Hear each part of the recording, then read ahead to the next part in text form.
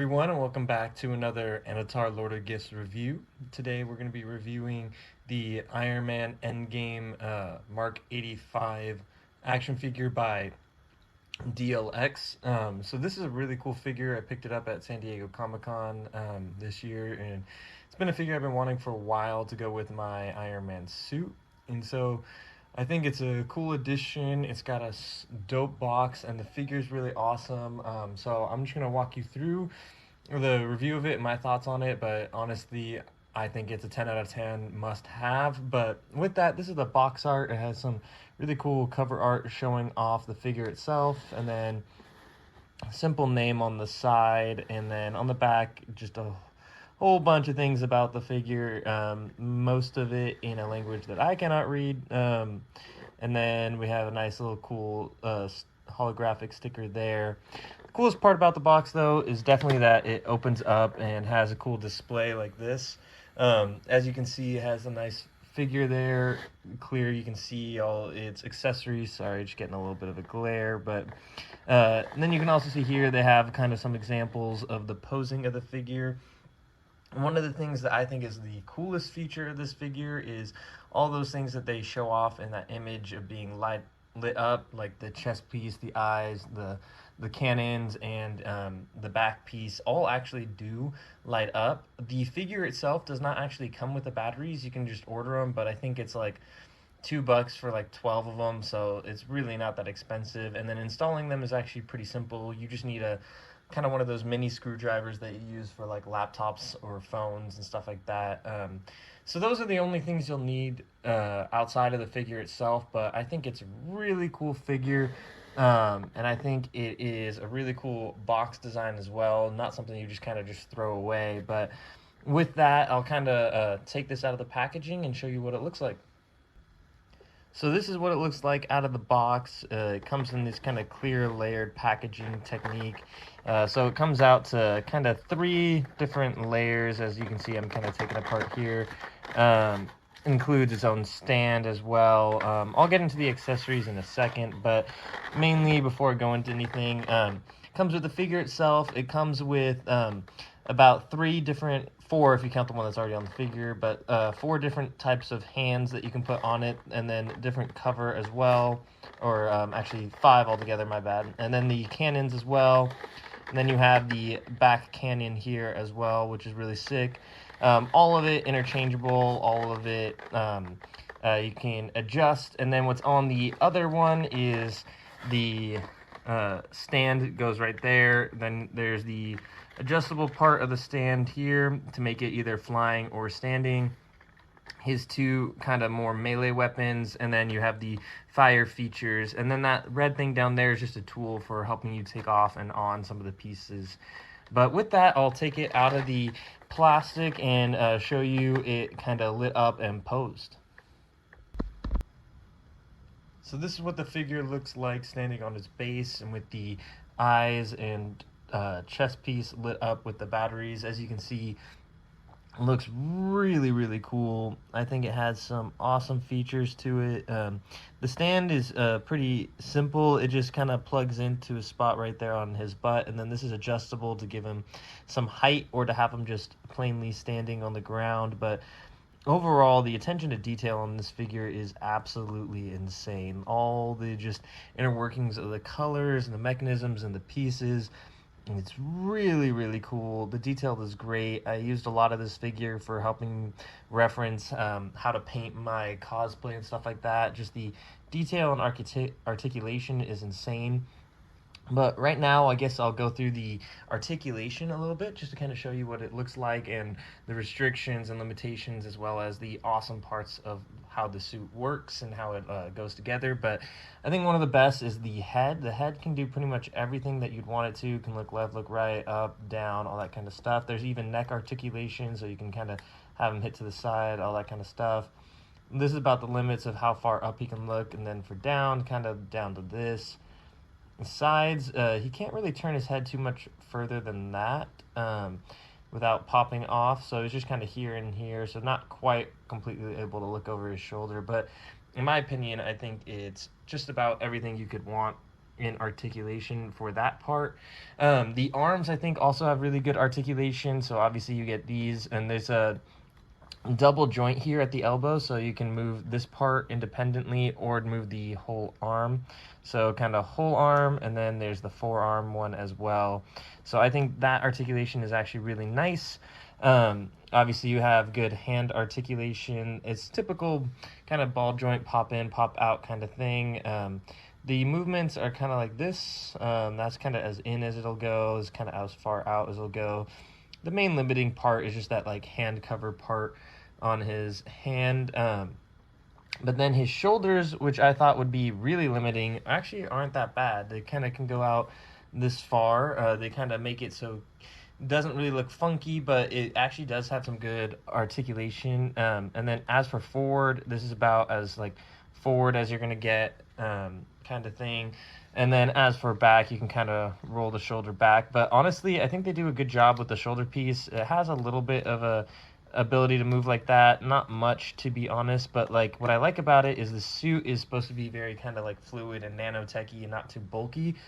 I think they do a good job of like making it look seamless, but still being able to move, which I think is a really good feature to that. So I think the arms actually have some pretty good articulation. You can do pretty much any Iron Man pose you can think of. So I thought they did that really well.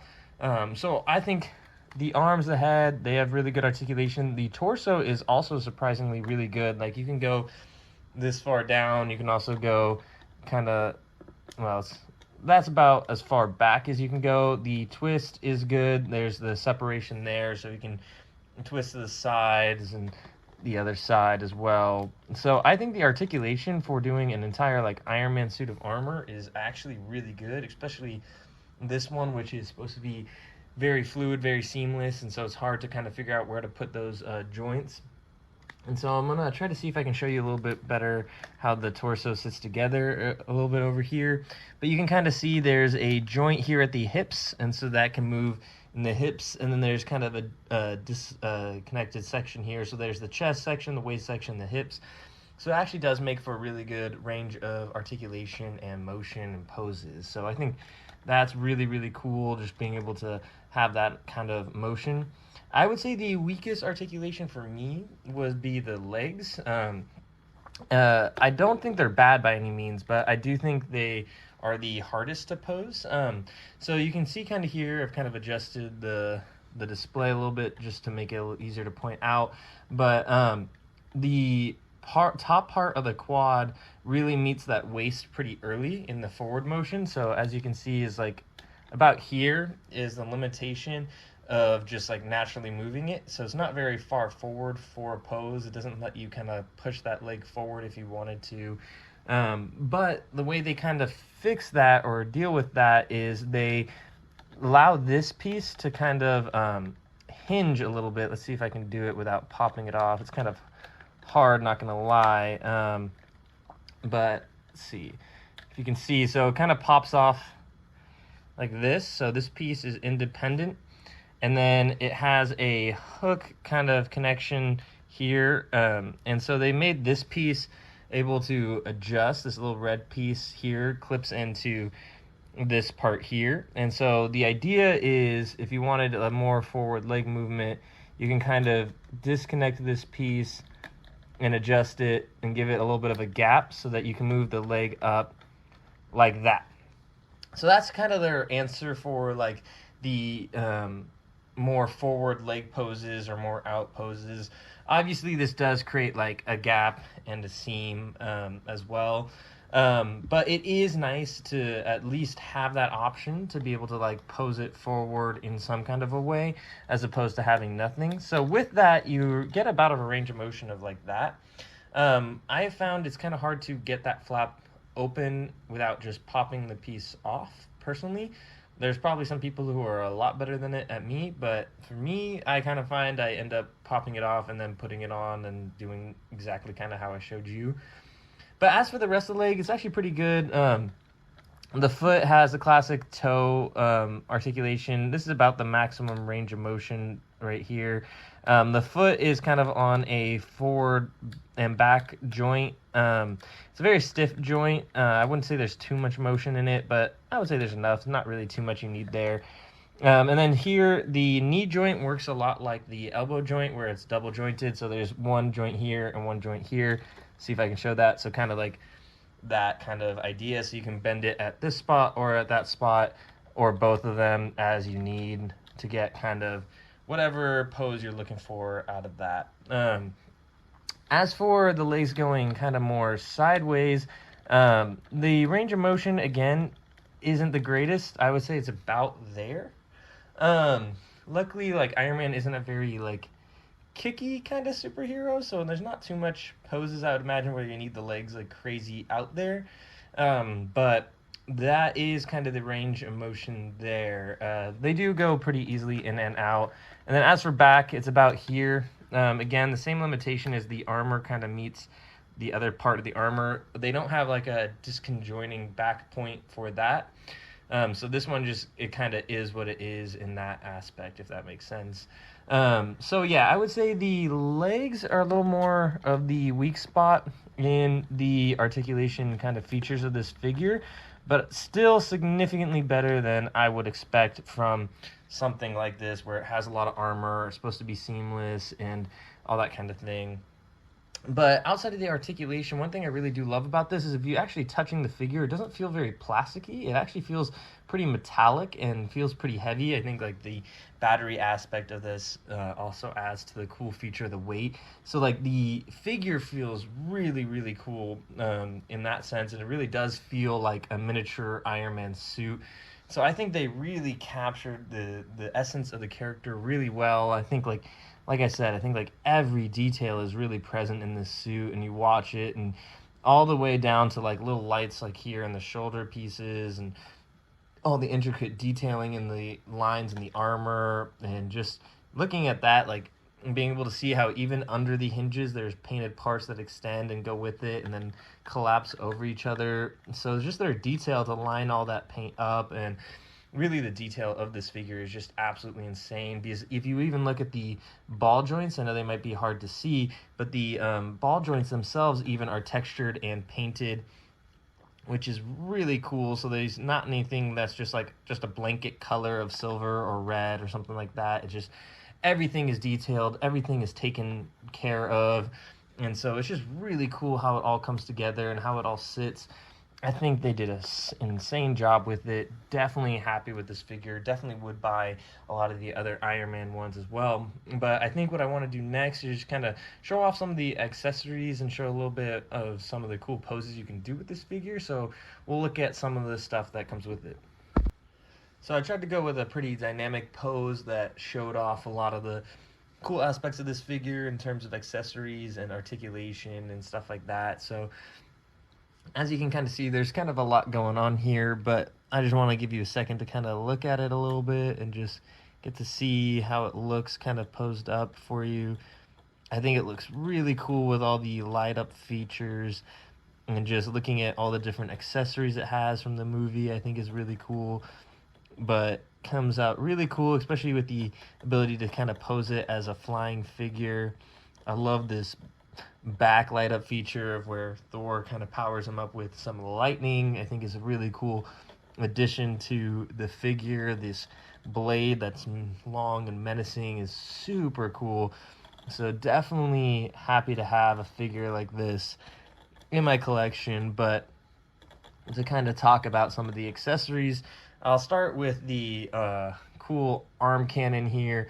And what I think is one of the cool features is when I found out it lit up, I also did not realize that it lit up the sides as well, which is really, really cool, in my opinion. And the light goes through all these blue parts here.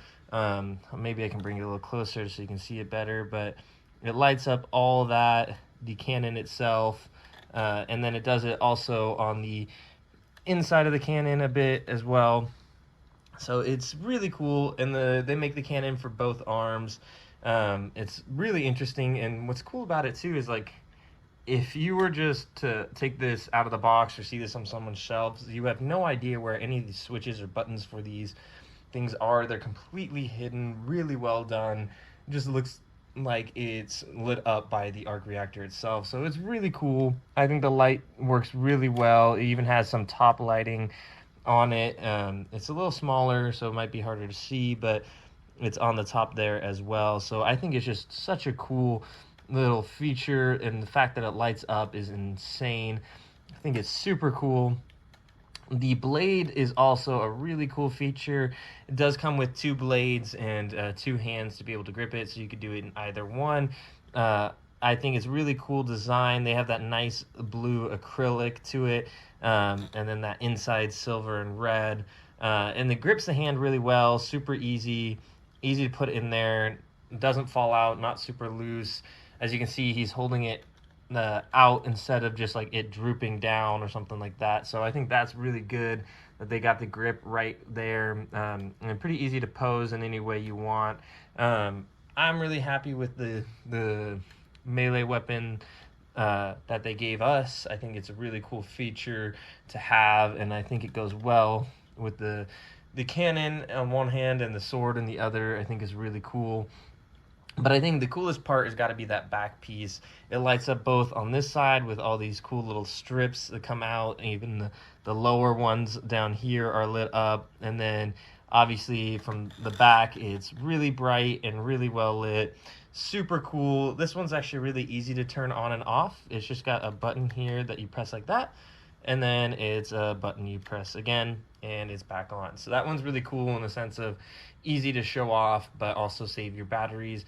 All the other buttons are really simple to turn on and off. You just pop off a certain piece of the armor, and then there's a switch.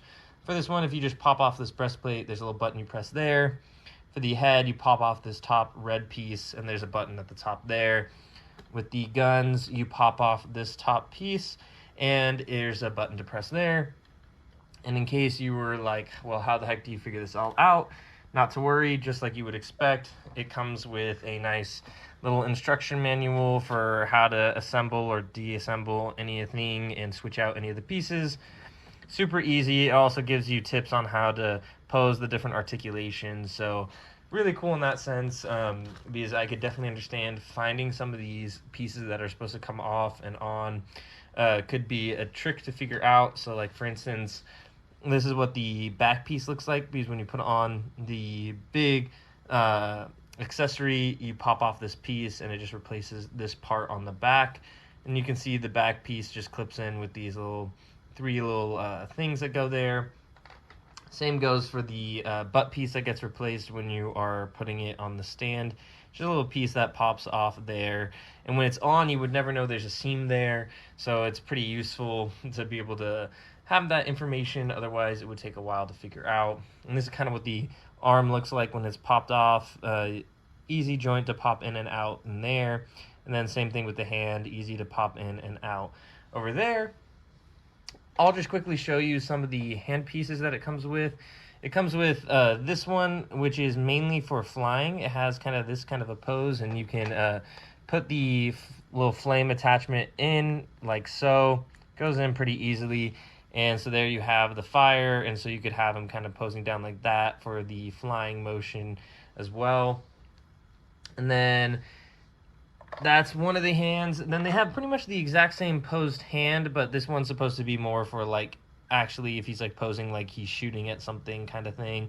I think it's a good pose. There's that kind of wrist movement there. So that one's pretty nice to have, the classic Iron Man pose. And then you have kind of like a staple for any action figure, just kind of like the loose hands to hang at the side. Nothing really special about these. They don't grip anything. They're not like posed at some weird angle, just a simple relaxed hand. And then you have the hand that's made to grip the blades, so it's a kind of a nearly closed fist. The thumb is pretty movable, so that's kind of, you force it through that gap between the thumb and the fingers. Not too hard. Took me a couple seconds to put it in. And then the other hand that you have is the one that starts on the figure, which is the simple closed fist, perfect for punching and a classic action figure hand. So altogether, I think this is a really amazing figure. I think they have some cool poses. Honestly, I'm probably just going to mess around with some classic Iron Man poses to show for you guys, but I think it came out really, really nice, and I'm really happy with how it looks. Let me know if you guys would buy this figure or what you guys think of it. I think it's a must-have for sure, especially if you're a Marvel fan. I think it's a high-quality figure with a lot of dope features to it.